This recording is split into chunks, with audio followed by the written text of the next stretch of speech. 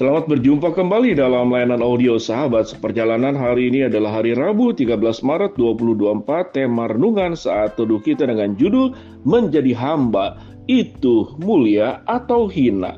Firman Tuhan terambil di dalam Lukas 17 ayat 7 sampai dengan ke-10.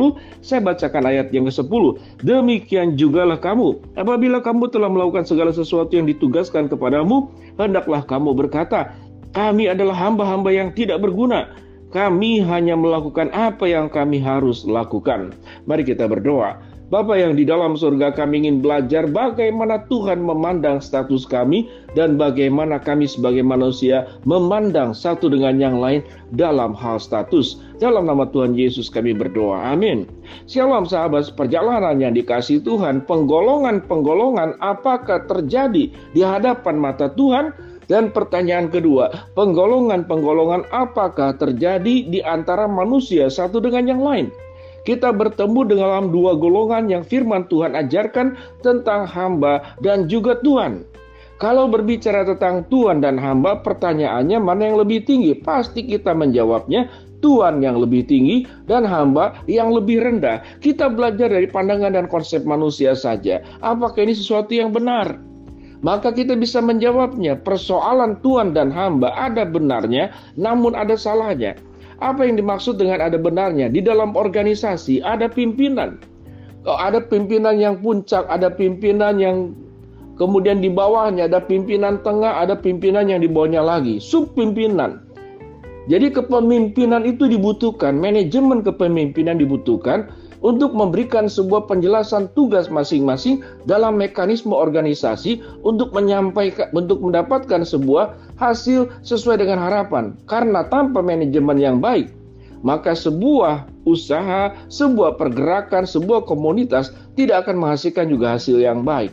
Sehingga urutan-urutan hierarki, golongan-golongan itu dibutuhkan di dalam manajemen kehidupan.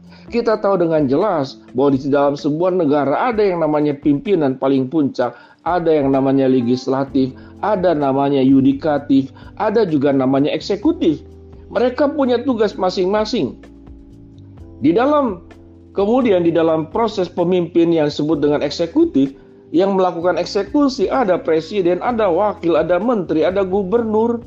Lalu kemudian ada bupati, ada lurah, ada camat, ada RW, ada RT, maka itu adalah sebuah proses organisasi yang sangat dibutuhkan sehingga seluruh program-program itu terlaksana di dalam mekanisme kepemimpinan yang rapi dan itu sangat dibutuhkan.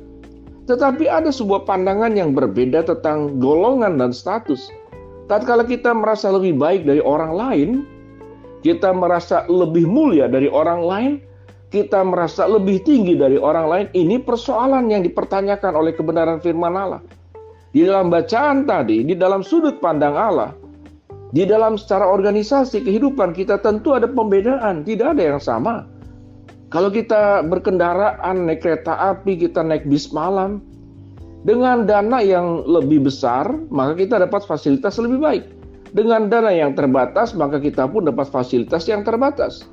Maka itu siogianya terjadi di dalam dunia pada umumnya. Tetapi sewaktu kita menilai manusia, menilai diri sendiri, menilai orang lain, lalu merasa diri lebih mulia, orang lain lebih hina, saya adalah Tuhan, lalu menganggap mereka yang ada di bawah kita adalah sebagai hamba, sebagai orang yang punya status lebih rendah atau lebih hina, maka kita perlu melihat bagian firman Tuhan yang kita baca tadi. Ayat 10 dikatakan, demikian juga kamu, apabila kamu telah melakukan segala sesuatu yang ditugaskan kepadamu, hendaklah kamu berkata, kami adalah hamba-hamba yang tidak berguna. Siapa di sini? Setiap manusia, apapun profesinya, apapun kedudukannya di hadapan Allah, kita dikelompokkan golongan hamba-hamba yang tidak berguna. Artinya, seluruh keberadaan kita semata-mata karena anugerah Tuhan. Seluruh keberadaan kita semata-mata karena izin Tuhan. Seluruh keberadaan kita semata-mata karena kebaikan Allah. Betul kita ada usaha, betul kita perlu berjuang. Tapi kemampuan berjuang, kemampuan berusaha, itu sumbernya semuanya berasal dari Allah. Kita mampu berpikir, otak diciptakan Tuhan. Kita mampu berbicara, mulut diciptakan Tuhan. Kita mampu berjalan, kaki diciptakan Tuhan. Kita mampu berkarya dengan tangan kita, tangan diciptakan Tuhan. Maka kita sesungguhnya tidak punya apa-apa. Dan kita sesungguhnya hamba. Di dalam proses kemudian orang punya posisi yang berbeda satu dengan yang lain. Maka sesungguhnya perkataan yang kita perlu ucapkan di hadapan Allah. Dan ini akan menjadi sebuah nilai hidup tatkala kita berrelasi dengan orang lain. Apa yang perlu kita katakan di hadapan Tuhan? Demikianlah juga kami melakukan segala sesuatu yang ditugaskan. Hendaklah kami berkata kami adalah hamba-hamba yang tidak berguna. Karena kami melakukan apa yang harus kami lakukan. Maka sesungguhnya pertanggungjawaban hidup ini semata-mata seluruhnya kepada Allah. Dan setiap orang di hadapan Tuhan tidak ada status, tidak ada golongan. Semuanya hamba, semuanya tidak ada yang berguna. Semuanya kita hidup karena berkat Allah. Semuanya hidup karena anugerah Tuhan. Semuanya hidup karena Tuhan berkehendak. Kalau Tuhan tidak berkehendak, tidak pernah ada tangga yang kita bisa naiki. Kalau Tuhan tidak berkehendak, tidak memberkati kita, tidak ada sesuatu yang kita bisa pegang sebagai milik. Baik itu harta, baik waktu kehidupan, karunia, talenta, bakat, jabatan, apapun bentuknya. Kalau Tuhan tidak berkehendak, maka semuanya itu tidak pernah ada di tangan kita.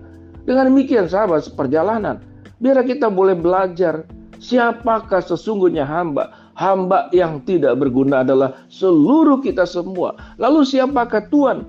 Tidak ada seorang pun manusia di dalam dunia ini yang berhak menyebut dirinya Tuhan. Tetapi Tuhan hidup kita sesungguhnya adalah Tuhan.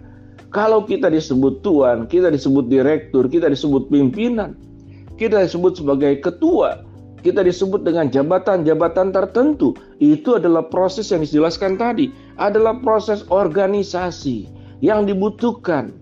Sehingga seluruh pekerjaan, seluruh tindakan, seluruh visi misi dalam komunitas apapun, dalam ekonomi, dalam sosial, dalam pendidikan, di dalam dunia kesehatan, di dalam dunia kemiliteran, itu dibutuhkan. Tetapi harus diingat, siapa kita sesungguhnya di hadapan Tuhan? Kita adalah hamba-hamba yang tidak berguna. Dan kita hanya melakukan sesuatu dalam hidup yang sementara ini, melakukan apa yang harus kami lakukan. Dengan hati seperti itulah kita akan menjadi orang yang rendah hati. Tidak akan sombong sewaktu kita sukses, dan kita tidak akan minder sewaktu kita tidak memiliki sebuah golongan yang tinggi menurut ukuran dunia.